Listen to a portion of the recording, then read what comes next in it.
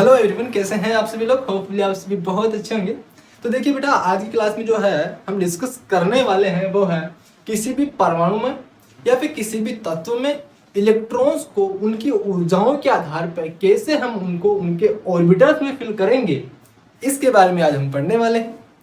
और काफ़ी आसान हो जाएगा, लेकिन आपको पहले principal quantum number, azimuthal quantum number, magnetic quantum number यानी कि क्वांटम नंबर्स के बारे में आपको पता होना चाहिए। अगर इनके बारे में आपको पता नहीं है तो फिर चीज़ें थोड़ी मुश्किल हो जाएंगी बेटा, ठीक है। और पिछली क्लास में हमने ऑर्बिटल्स की संरचनाओं के बारे में भी अच्छे से डिस्कस कर लिया, साथ ही नोड्स के बारे में भी हमने अच्छे से डिस्कस कर लिया। तो ये सारी बातें आपको पता होनी चाहिए, तो ही आप इस वाले लेक्चर को, इस वाले कि इलेक्ट्रॉन्स में हम कैसे, किस आधार पे हम ऑर्बिटल्स की ऊर्जाओं का पता करेंगे, ये सब पता चल जाएगा, ठीक है। देखिए, हमने पिछली क्लासों में कुछ जो क्वांटम नंबर्स हैं, जैसे कि आपका एन यानी कि principal quantum number, l azimuthal quantum number, m magnetic quantum number, और ये तो है आपका एमएल, और ये क्या है आपका एमएस जो कि स्पिन क्वांटम नंबर होती है, ठीक है। इनके बारे में हमने डिस्कस किया।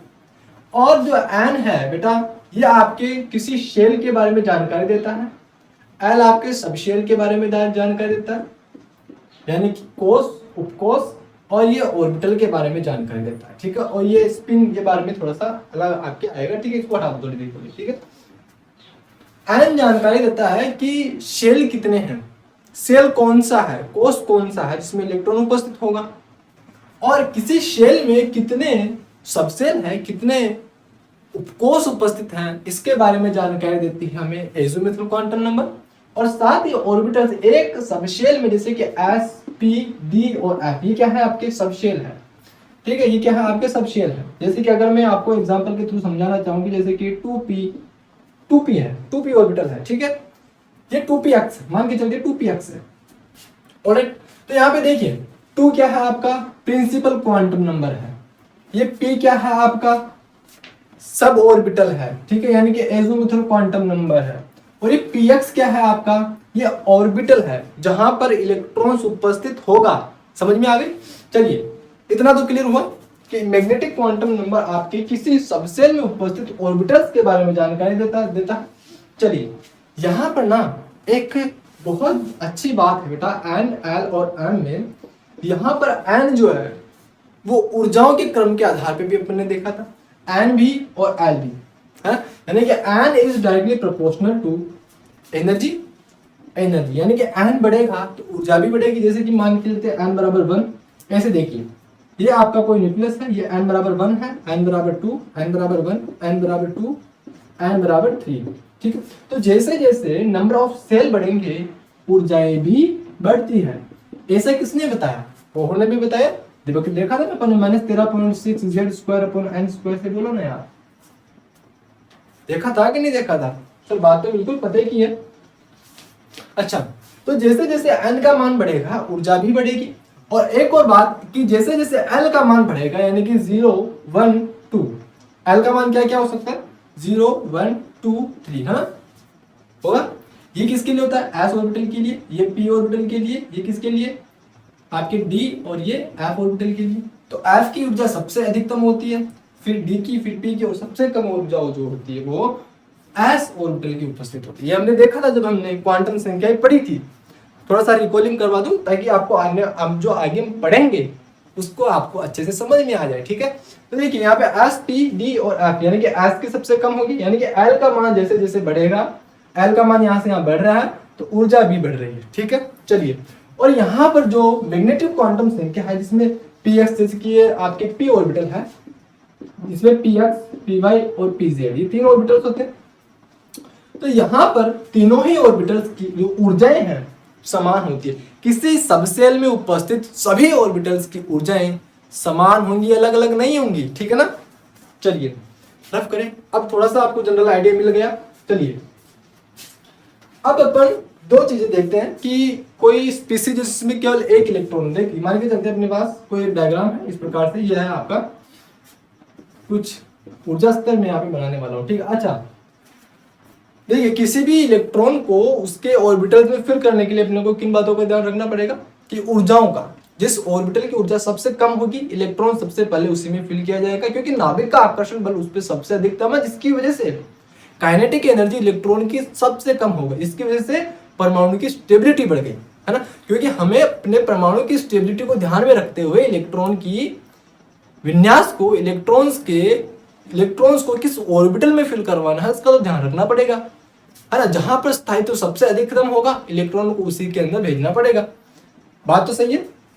चलिए अब अपन देखते हैं कि ये इलेक्ट्रॉन्स कहाँ, कैसे, किस प्रकार से जो है ऑर्बिटल्स में ऊर्जाओं के आधार पर फिल किए जाते हैं। ठीक है, देखिए मान के चलते हैं 1s 2s 2s 2p 3s 3p और यह है आपका बेटा 3d।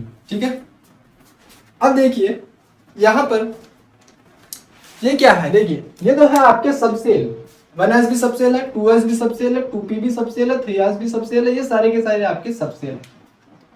मैंने ऑर्बिटल्स नहीं बनाए यहाँ पे, क्योंकि ऑर्बिटल्स की सबकी ऊर्जाएं समान होती है, तो अपन उसके आधार पर डिफरेंशिएट नहीं कर पाएंगे। ठीक है ना, अपने को प्रिंसिपल क्वांटम नंबर और एजोमेटल क्वांटम संख्याओं पे ध्यान देना। देखिए ये क्या है, n बराबर 1 है, ये दोनों क्या है आपके n बराबर 2 में है, ये तीनों किसमें है आपके n बराबर 3 में है। तो प्रिंसिपल क्वांटम संख्या से अपने को इतना तो पता लग रहा है कि भैया 1s की ऊर्जा सबसे कम होगी, फिर n बराबर 2 की और फिर n बराबर 3 की होगी, यानी कि सबसे कम ऊर्जा इस वाले की होगी, उसके बाद इन दोनों की और इनके बाद उसके बाद इन तीनों की होगी। ठीक है, सबसे अधिक ऊर्जा इसकी होगी, फिर सबसे उससे कम और उससे कम ऊर्जा होगी। परंतु यहां तो अपन डिफरेंशिएट कर पा रहे हैं, लेकिन इन दोनों को क्या हम डिफरेंशिएट कर पा रहे हैं, नहीं कर पा रहे हैं। अब देखिए यहाँ पे एक बात क्या होती है कि अगर कोई मोनो इलेक्ट्रॉनिक स्पीसीज है, mono electronic species, alright, mono electronic species जैसे कि हाइड्रोजन लाइक परमाणु, उसमें क्या होता है कि एक ही इलेक्ट्रॉन उपस्थित होता है। तो ये इलेक्ट्रॉन अभी किसमें है, ग्राउंड स्टेट में है, अभी किसमें बेटा, ग्राउंड स्टेट में है। अब इस इलेक्ट्रॉन्स को अगर यहाँ पे भेजा जाए इन वाले ऑर्बिटल्स के अंदर, तो ये सब क्या है, एक्साइटेड स्टेट में चले जाएंगे, क्योंकि इसको कुछ ऊर्जा देकर के अपने को यहाँ पर भेजना पड़ेगा। अब मान के चलते अपन ने इसको n बराबर 2 के 2s में डाल दिया, या फिर मान के चलते अपन ने इसको n बराबर 2 के 2p में अपन ने इसको डाल दिया। तो यहाँ पर मान के चलते हैं अगर ये यहाँ पे उपस्थित है तो भी उसकी ऊर्जा वही होगी जो यहाँ पर उपस्थित है, यानी कि इस 2p और इस 2s की सबशेल जो है इनकी ऊर्जाएं समान होंगी किसी एक मोनो इलेक्ट्रॉनिक स्पीसीज के लिए। क्यों, क्योंकि जो न्यूक्लियस का अट्रैक्शन फोर्स होगा वो इन दोनों ही इलेक्ट्रॉन्स पे इक्वल होगा, बराबर होगा। पूरा जो अट्रैक्शन फोर्स है सिर्फ इसी एक इलेक्ट्रॉन पे उपस्थित होगा। लेकिन यानी कि यहाँ पर क्या हुआ कि यहाँ पर जो है बेटा 1s ऊर्जाओं का क्रम बता रहा हूं मैं, ठीक है, 1s 2s is equal to 2p, यानी कि यहाँ पर जो है बेटा जो आपके सबसेल हैं इनकी ऊर्जाएं समान होती है, इनकी ऊर्जाएं समान होती है, समान ऊर्जाएं हैं। ठीक है, इसकी ऊर्जा, इन दोनों की ऊर्जा समान है, इन तीनों सबसेल की ऊर्जा समान है किसी मोनो इलेक्ट्रॉनिक स्पीसीज के लिए। तो यहाँ पर देखिए ऊर्जाओं का क्रम देखिए, ये क्या है आपका 3p 3s is equal to 3p और 3d। तो ये तो आगे हो गया आपके हाइड्रोजन जैसे परमाणु, इसमें केवल एक इलेक्ट्रॉन ही उपस्थित होता है। लेकिन क्या होता है कि अगर अपन मल्टी इलेक्ट्रॉनिक स्पीसीज ले लें, बहु electronic species, multi electronic species, है ना, तो मल्टी इलेक्ट्रॉनिक स्पीसीज में क्या है बेटा, देखिए इसी को अपन थोड़ा सा मॉडिफाइड करते हैं। अच्छा यहीं पे बनाते हैं, ये आपका न्यूक्लियस है, 1s similarly 2s similarly 3s similarly 3p 3d, ठीक है, 1s 2s 2p 2p 3s 3p और 3d, कुछ इस प्रकार से है। अब हम मान के चलते हैं कि मल्टी इलेक्ट्रॉनिक स्पीसीज है, एक से अधिक इलेक्ट्रॉन से, मान के चलते हैं ये 3 इलेक्ट्रॉनिक स्पीसीज है, इस प्रकार से। ठीक है, अब देखिए यहाँ पर हुआ क्या है कि अपन इसको एक और इलेक्ट्रॉन लेते हैं, ठीक है, और एक इलेक्ट्रॉन यहाँ पे ले लेते हैं, थोड़ा सा अच्छी सोर्स समझ में आएगा। ठीक है, तो इस वाली स्पीसीज में अभी 5 इलेक्ट्रॉन्स उपस्थित है, जो कि एक से अधिक इलेक्ट्रॉन्स हैं। तो यहाँ पर क्या है, इस न्यूक्लियस का अट्रैक्शन फोर्स इस वाले इन दोनों इलेक्ट्रॉन्स पे भी है, इस न्यूक्लियस का अट्रैक्शन फोर्स इन दोनों इलेक्ट्रॉन्स पे भी है, और इस इलेक्ट्रॉन का अट्रैक्शन फोर्स इस वाले इलेक्ट्रॉन के साथ भी। अब मैं पूछना चाहूंगा कि बेटा इस वाले s ऑर्बिटल में उपस्थित इलेक्ट्रॉन्स के न्यूक्लियस का अट्रैक्शन फोर्स दोनों के बराबर है। पर मैं आपसे पूछना चाहता हूं कि क्या इन दोनों सबसेल में उपस्थित इलेक्ट्रॉन्स का अट्रैक्शन फोर्स न्यूक्लियस के साथ इक्वल होगा? नहीं होगा। क्यों नहीं होगा? क्योंकि यहां पर ना एक इफेक्ट कार्यरत होता है, उस इफेक्ट को हम कहते हैं शील्डिंग इफेक्ट। क्या? Shielding effect. शील्डिंग इफेक्ट, ठीक है। इस इफेक्ट में क्या होता है कि जो अंदर वाले इलेक्ट्रॉन्स हैं, इन अंदर वाले इलेक्ट्रॉन पे ज्यादा अट्रैक्शन फोर्स कार्यरत होगा। बोलो यार, ज्यादा अट्रैक्शन फोर्स होगा इन दोनों ही सबसेल में उपस्थित इलेक्ट्रॉन्स पर, न्यूक्लियस का, और सबसे कम आकर्षण बल होगा इस वाले इलेक्ट्रॉन पर। जहां पर जिन इलेक्ट्रॉन्स में आकर्षण बल कम होगा उसका ऊर्जा भी अधिक होगी, और ऊर्जा अधिक होगी तो उस सबसेल में उपस्थित इलेक्ट्रॉन यानी कि उस सबसेल की ऊर्जा भी तो अधिक होगी बेटा। तो यहाँ पर अगर 2s की ऊर्जा, तो मैं आप अब देखिए यहाँ पर अगर हम 2s और 2p में अट्रैक्शन फोर्स का कंपैरिजन करें तो 2s में उपस्थित इलेक्ट्रॉन्स का अट्रैक्शन फोर्स अधिक होगा न्यूक्लियस के साथ, और 2p में उपस्थित इलेक्ट्रॉन्स का अट्रैक्शन फोर्स कम होगा न्यूक्लियस के साथ, जिसकी वजह से यहां पर ऊर्जा कम होगी और यहां पर ऊर्जा अधिक होगी। है कि नहीं है? समझ में आ रहा है कि नहीं आ रहा है? तो अगर ऊर्जा अधिक है तो स्टेबिलिटी भी कम होगी, और अगर ऊर्जा कम है तो स्टेबिलिटी भी अधिक होगी। यानी कि क्या यहाँ पर हमें दो एनर्जी लेवल्स मिले? सर बिल्कुल बात सही है कि हमें यहाँ पर ये जो दोनों एक ही सेल के सबसेल है, ये दोनों भी दो ऊर्जा लेवल्स में स्प्लिट हो गए, है ना। ऐसे ही यहाँ पे भी क्या होंगी, तीनों की ऊर्जाएं जो है ये भी अलग अलग होंगी, एक नहीं होंगी, ठीक है। अब जैसे कि इसको ऐसे समझ सकते हो कि मान लीजिए कि आप कहीं बीच में बैठे हो, ठीक है, और यहाँ पे आप बैठे हो, ये आप हो, ठीक है। अब आपके चारों ओर जो सर्किल है, यहाँ पे एक सुंदर कन्या, यहाँ पे एक सुंदर कन्या, यहाँ पे, और यहाँ पे भी आपके पास इधर कोई सुंदर कन्या है, ठीक है। अब एक बात बताओ बेटा, ये भी सुंदर कन्या, ये भी सुंदर कन्या, और ये भी सुंदर कन्या, बताइए ये अधिक डिस्टेंस पे है, ये कम डिस्टेंस पे है, आपका ध्यान कहाँ पे ज्यादा आकर्षित होगा? पास वाली सुंदर कन्याओं पे ना। भाई पास वाले सुंदर कन्याओं ने आपका आकर्षण बल आपको इतना अधिक आकर्षित कर लिया है कि इसको आप देख ही नहीं पा रहे हो। अगर देख पा रहे हो तो हल्का सा देख करके फिर से इनकी ओर आपका ध्यान आकर्षित हो रहा है। अरे हाँ कि ना, बिल्कुल ऐसा सही तो है कि यहाँ पे जो आकर्षण बल है ये दोनों इलेक्ट्रॉन्स ज्यादा ले रहे हैं नाभिक का, और नाभिक उसको देख नहीं पा रहे, इसकी वजह से आपका आकर्षण बल कम है। तो यही तो शील्डिंग इफेक्ट है बेटा, समझ में आ गई? शील्डिंग इफेक्ट को जब हम पीरियोडिक टेबल पढ़ेंगे तो वहां पर और भी अच्छे से मैं आपको क्लियर करवाऊंगा, ठीक है। तो अब अपने को जरूरत पड़ रही है कि भैया यहाँ पर जो एनर्जी लेवल्स है वो डिफरेंट हो गए, ठीक है। तो 1s अगर आपके पास कोई मोनो इलेक्ट्रॉनिक स्पीसीज है तो उसके लिए इलेक्ट्रॉनिक कॉन्फ़िगरेशन ये होगा, ठीक है, जिसके अंदर 2p 2s 2p यानी कि जो सबसेल हैं उनकी ऊर्जाएं समान होंगी। उनको हम केवल और केवल प्रिंसिपल क्वांटम संख्या के आधार पे ही ऊर्जा लेवल्स को डिफरेंशिएट करेंगे, ठीक है। लेकिन अगर मल्टी इलेक्ट्रॉनिक स्पीसीज है तो वहां पर इस प्रकार का खेला होगा, ठीक है, जिसमें अपने को प्रिंसिपल क्वांटम संख्या के साथ साथ जो आपकी एज़ोमुथल क्वांटम संख्याएं हैं यानी कि जो सबसेल को डिनोट कर रही है उसको भी अपने को ध्यान में रखना पड़ेगा, ठीक है। तो देखिए अब इलेक्ट्रॉन्स को फिल करने के लिए कुछ नियम दिए गए, नियम कायदे तो भैया बनाने ही पड़ेंगे ना, ऐसे कैसे बिना कोई रूल को फॉलो किए आप किसी भी इलेक्ट्रॉन को कहीं पर भी फिल कर दोगे? नहीं कर सकते हो ना बेटा। देखिए तो उसके लिए कुछ रूल्स दिए गए, ठीक है। उन सभी रूल्स को अब अपन इस क्लास में डिस्कस करने वाले हैं। हो सकता है थोड़ा वीडियो लेंथ हो जाए, थोड़ा सा चिपक के बैठ जाना बेटा, ठीक है। हाँ ऑलराइट। अब देखिए सबसे पहले है आपके पास n+l का रूल, ठीक है। n+l का रूल, n+l का रूल क्या कहता है? n मतलब principal quantum number, principal quantum number, और l क्या है आपका? Azimuthal quantum number, azimuthal quantum number. कोई दिक्कत परेशानी वाली बात सर नहीं है। प्रिंसिपल क्वांटम नंबर और एजीमुथल क्वांटम नंबर है n+l का, ठीक है।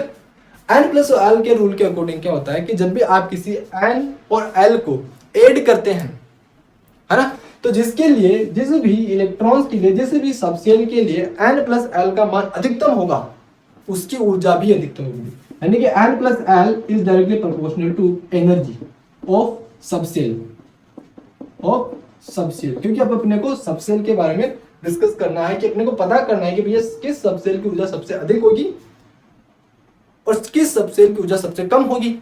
क्योंकि प्रिंसिपल क्वांटम संख्या के तो आधार पर तो अपन आसानी से कर सकते हैं भैया जिसकी प्रिंसिपल क्वांटम संख्या कम है उसकी ऊर्जा भी कम है। लेकिन अब मल्टी इलेक्ट्रॉनिक स्पीसीज में अपने को सबसेल की ऊर्जाओं का पता करना है, तो उसके लिए है n प्लस एल का रूल अप्लाई कर दो कि जिसके लिए n प्लस एल का मान अधिकतम होगा एनर्जी भी उस सबसेल की अधिकतम होगी, और जिसके लिए n प्लस एल का मान कम होगा एनर्जी भी उस सबसेल की कम होगी।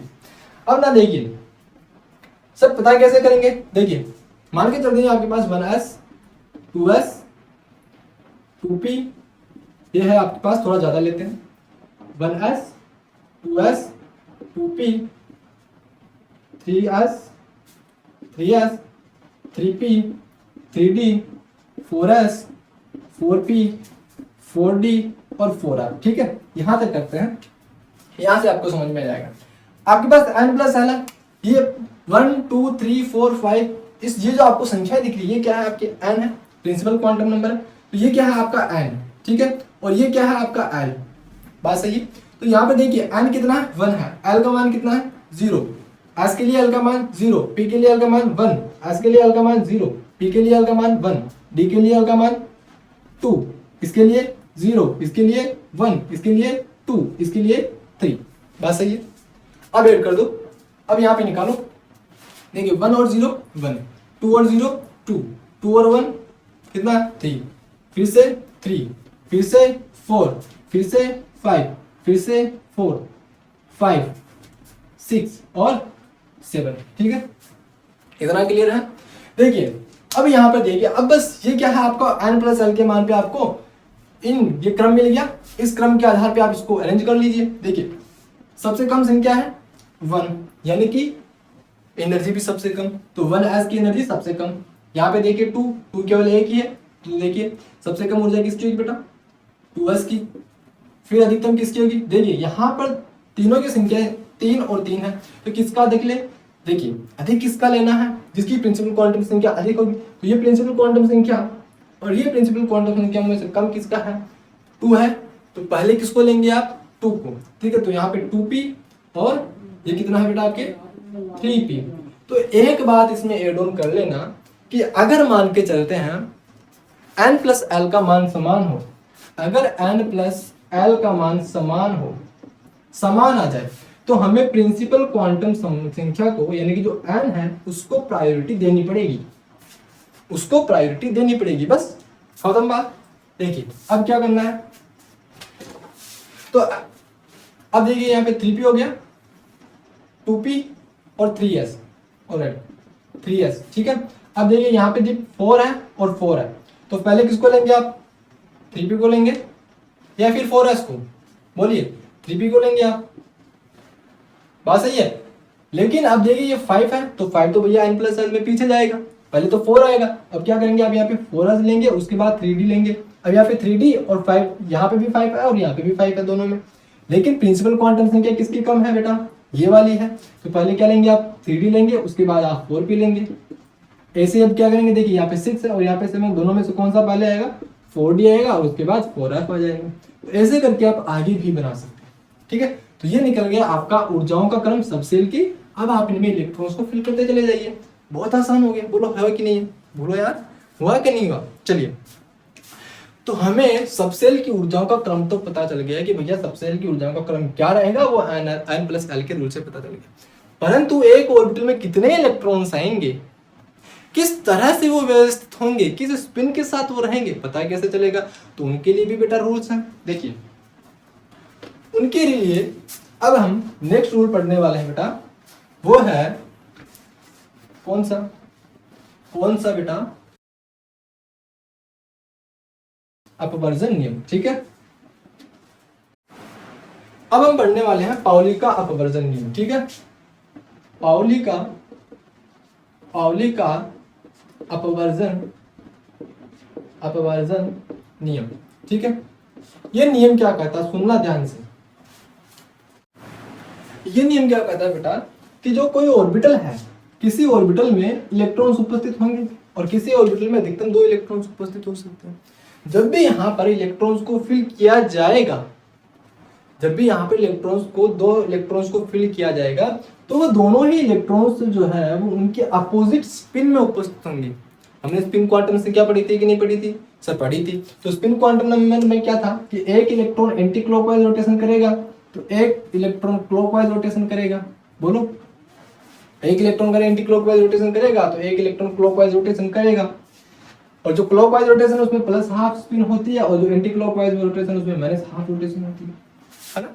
यानी कि अगर ये इलेक्ट्रॉन एंटी क्लॉकवाइज रोटेशन कर रहा है या फिर क्लॉकवाइज रोटेशन कर रहा है तो इसकी स्पिन कितनी है? Plus half. कितनी है बेटा? Plus half. और अगर ये एंटी क्लॉकवाइज रोटेशन कर रहा है, ये है आपका मान के चलते क्लॉकवाइज रोटेशन, और ये कर रहा है आपके एंटी क्लॉकवाइज रोटेशन, ठीक है, तो इसकी कितनी है? Minus half.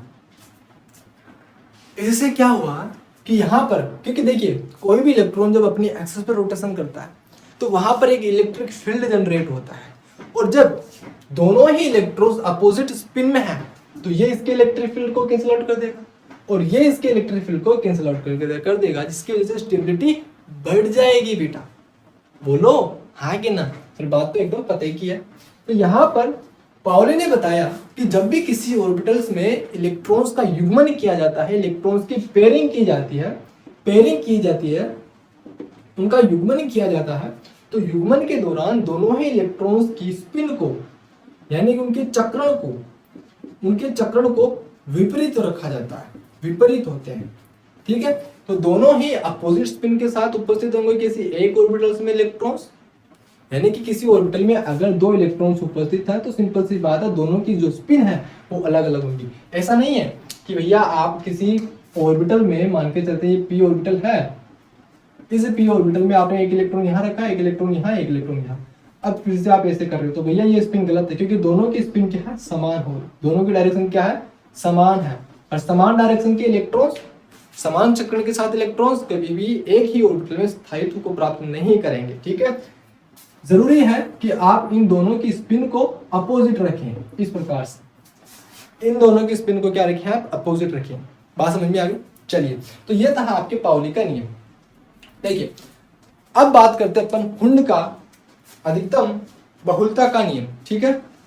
हुंड का अधिकतम बहुलता का नियम देखिए,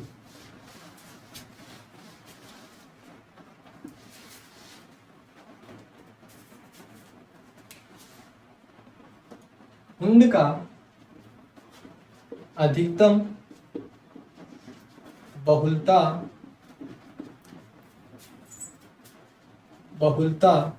का नियम।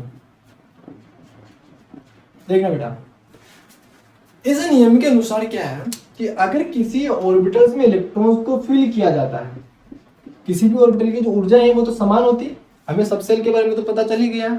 अब मान के चलते अपन 2p ऑर्बिटल है ना, 2s और 2p की ऊर्जाएं तो अलग अलग होंगी, तो पहले 2s फिल किया जाएगा, उसके बाद 2p ऑर्बिटल को फिल किया जाएगा, है ना। अभी अपन 2p ऑर्बिटल को फिल करना शुरू कर रहे हैं। मान के चलते ये px है, ये py है और ये pz है, इन तीनों ही ऑर्बिटल्स की ऊर्जाएं समान है। इस नियम के अनुसार क्या है कि किसी ऑर्बिटल्स में अगर इलेक्ट्रॉन्स को फिल किया जा रहा है, क्योंकि उनकी ऊर्जाएं समान है, तो सभी में पहले एक एक इलेक्ट्रॉन्स को फिल किया जाएगा। ऐसा नहीं है भैया कि आपने पहले px में दोनों इलेक्ट्रॉन्स को फिल कर दिया, py में आपने दोनों इलेक्ट्रॉन्स को फिल कर दिया, pz को छोड़ दिया, नहीं, क्योंकि तीनों की ऊर्जाएं समान है तो तीनों में इलेक्ट्रॉन्स को रखा जाएगा बराबर बराबर, ठीक है। अगर एक इलेक्ट्रॉन है तो आप किसी भी px, py और pz है तो किसी भी एक ऑर्बिटल में आप इलेक्ट्रॉन को रख सकते हो सकता है आप p में रख सकते हो सकता है आप px में रख सकते हो सकता है आप pz में भी रख सकते हो। जरूरी नहीं है कि आप px में ही रखोगे, py में भी रखा जा सकता है, pz में भी रखा जा सकता है। तो ये भी सही है और ये भी सही है, बात समझ में आ रही। परंतु जब इनका, लेकिन अगर आप इनका इलेक्ट्रॉनिक विन्यास कुछ ऐसा लिखना चाहें कि px, py और pz, आपने दोनों ही इलेक्ट्रॉन्स को इसमें फिल कर दिया और pz को आपने छोड़ दिया, क्यों भैया pz क्या आपका दुश्मन है? नहीं है ना। तो भैया ऑर्बिटल, इन तीनों ही ऑर्बिटल्स की ऊर्जाएं तो समान है, तो पहले आपने पेयरिंग कैसे करवा दी? तो ऐसा लिखना आपका गलत है, ठीक है। तो पहले क्या होगा? पेयरिंग नहीं होगी, पहले वैकेंट ऑर्बिटल में सभी में एक एक इलेक्ट्रॉन उपस्थित होगा, और ध्यान रखना है कि इनकी स्पिन भी समान हो। आपने कर दिया कि भैया सर px, py और pz, अब आप पूछना चाहते हैं कि सर एक इलेक्ट्रॉन में ऐसे फिल कर दिया, एक इलेक्ट्रॉन में ऐसे फिल कर दिया, एक इलेक्ट्रॉन में ऐसे फिल कर दो, क्या कोई दिक्कत है? दिक्कत परेशानी तो होगी ना बेटा। तीनों की स्पिन समान होनी चाहिए। अगर तीनों ये दोनों एंटी क्लॉकवाइज है तो ये भी एंटी क्लॉकवाइज ही क्लॉकवाइज एंटी क्लॉकवाइज ही होना चाहिए, क्लॉकवाइज नहीं होना चाहिए बेटा। तीनों की स्पिन समान होनी चाहिए, अलग अलग नहीं होनी चाहिए। तो ये रिप्रेजेंटेशन भी आपकी गलत है। ठीक है, तो क्या कहा उन्होंने, दो बातें उन्होंने बताई कि सबसे पहले जब भी ऑर्बिटल्स में इलेक्ट्रॉन्स को फिल किया जाएगा तो सभी ऑर्बिटल्स में पहले एक एक इलेक्ट्रॉन्स को फिल करना होगा, सिंगल इलेक्ट्रॉन्स फिल करने होंगे, उसके बाद पेयरिंग स्टार्ट करनी है। जब सभी ऑर्बिटल्स में एक एक इलेक्ट्रॉन्स उपस्थित हो जाएं तो उसके बाद आप पेयरिंग स्टार्ट करिए। दूसरी बात इन्होंने क्या कही, किसी भी ऑर्बिटल्स में इलेक्ट्रॉन्स को आप फिल कर रहे हैं तो पहले तो उनको एक एक, हर एक ऑर्बिटल में एक एक इलेक्ट्रॉन फिल करेंगे, लेकिन उनकी स्पिन भी समान होनी चाहिए। स्पिन अगर आपने समान नहीं रखी तो वो रिप्रेजेंटेशन आपकी गलत है। बात समझ में आ गई? तो ये बात है उनके अधिकतम बहुलता का नियम। ठीक है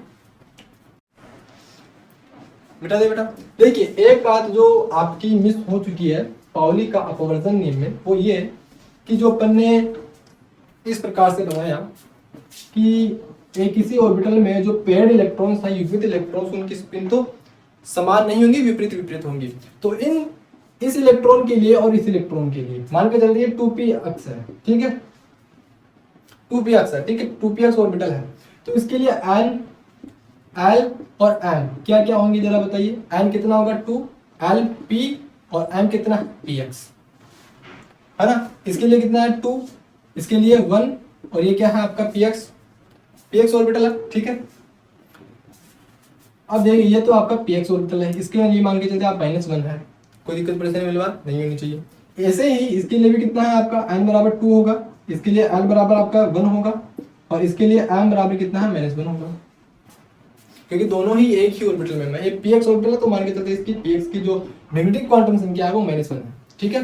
तो ये तीनों क्वांटम संख्या जो समान है, लेकिन जो मैग्नेटिक क्वांटम संख्या आएगी ये इसके लिए क्या है, मान के चलते ये क्लॉकवाइज रोटेशन कर रहा है तो इसके लिए तो +½ हो गई, और इसके लिए मैग्नेटिक क्वांटम संख्या, स्पिन क्वांटम संख्या, जो स्पिन क्वांटम संख्या है वो कितनी होगी बेटा, -½ इसका मतलब क्या हुआ है, किसी भी युग्मित इलेक्ट्रॉन्स के लिए किसी एक ही ऑर्बिटल में उपस्थित युग्मित इलेक्ट्रॉन्स के लिए 3 क्वांटम संख्याएं n, l और m तो समान हो सकती है, लेकिन स्पिन क्वांटम संख्या कभी समान नहीं होगी, स्पिन क्वांटम नंबर डिफरेंट होंगी। बात समझ में आ गई? चलिए अब हम बात कर लेते हैं बेटा अफबाउ का नियम। अफबाउ का नियम कुछ नहीं है, इन सभी तीनों नियमों का मिक्सचर है। इन सभी तीनों नियमों को ध्यान में रखते हुए जब हम इलेक्ट्रॉनिक विन्यास लिखेंगे तो उसको अपन अफबाउ का नियम कहते हैं। खत्म बात। अफबाउ का नियम, अफबाउ का नियम क्या है कि इलेक्ट्रॉन्स को ऑर्बिटल्स की ऊर्जाओं के आधार पर उसको भरा जाता है ना। इलेक्ट्रॉन्स को ऑर्बिटल की ऊर्जाओं के क्रम के आधार पर भरा जाता है। जिसकी ऊर्जा कम होगी इलेक्ट्रॉन पहले उसमें भरा जाएगा। यह स्टेटमेंट है आपके अफबाउ का नियम। और ऑर्बिटल्स की ऊर्जा का क्रम हम कैसे पता लगाएंगे, N+L का रूल अप्लाई करके, ठीक है। दूसरी बात इन्होंने क्या बताई, और ये जो नियम है पाउली का नियम और हुंड के नियम का कॉम्बिनेशन है, यानी कि सारी बातों को इसमें एक साथ लगाया गया, ठीक है।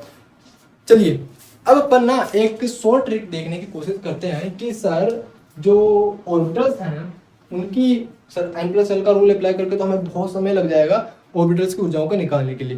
कोई ऐसी ट्रिक बताइए, कोई ऐसा जुगाड़ बताइए कि इलेक्ट्रॉन्स की ऊर्जा ऑर्बिटल्स की ऊर्जा फटाफट से निकल जाए। तो देखिए निकालते हैं। यह है आपका 1s 2s 3s 3p 3d 3s, यह है आपका 4s 5s 6s 7s, ठीक है। ऐसे ही इधर है आपके पास 2p 3p 4p 5p 6p और 7p, ठीक है। और यह है आपका 3D 4D 5D 6D और 7D, ठीक है।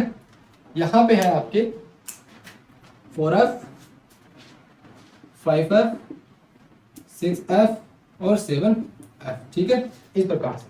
तो अब कैसे करेंगे आप, देखिए इस डायग्राम से अपन, क्योंकि 7 पीरियड है टोटल, तो अपन 7 का ही ले रहे हैं, ठीक है।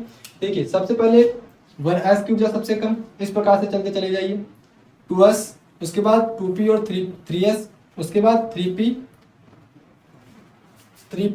4s और उसके बाद 4d आएगा, और इस प्रकार से चलते चले जाइए। देखिए ऊर्जाओं का क्रम निकल रहा है बेटा कुछ इस प्रकार से, ठीक है। ये ऊर्जाओं का क्रम आपका निकल आया।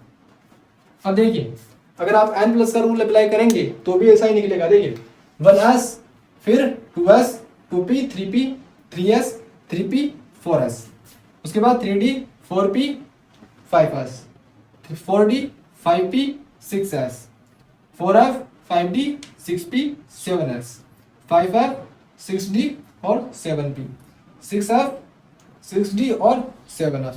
तो 7f की ऊर्जा सबसे अधिक है और 1s की ऊर्जा सबसे कम है। तो ये है आपकी ऑर्बिटल्स की ऊर्जाओं का क्रम, ठीक है। ध्यान रखिए ऐसे नहीं जाना है, जहां से एरो दिख रहा है ना वहीं पे आपको मूव ऑन करना है, ठीक है, इस प्रकार से, ठीक है। तो इस प्रकार से आप किसी भी ऑर्बिटल की ऊर्जाओं का क्रम निकाल सकते हैं और इलेक्ट्रॉन्स को ऐसे फिल कर सकते हैं, ठीक है। अब जैसे कि आपका डी ऑर्बिटल है dx, तो इसमें टोटल 5 और 5 ऑर्बिटल्स उपस्थित होते हैं कि नहीं होते हैं? कौन कौन से जरा बताइए, खुद से लिखिए। dxy dyz dzx dx² y² और dz², ठीक है। तो इन तीनों में पहले एक एक इलेक्ट्रॉन्स को फिल किया जाएगा, उसके बाद इनकी पेयरिंग होगी और अपोजिट होगी, ठीक है। अगर ये एंटी क्लॉकवाइज है तो इसकी फिर एंटी क्लॉकवाइज पेयरिंग होगी, ठीक है। बात को समझ में आ गई।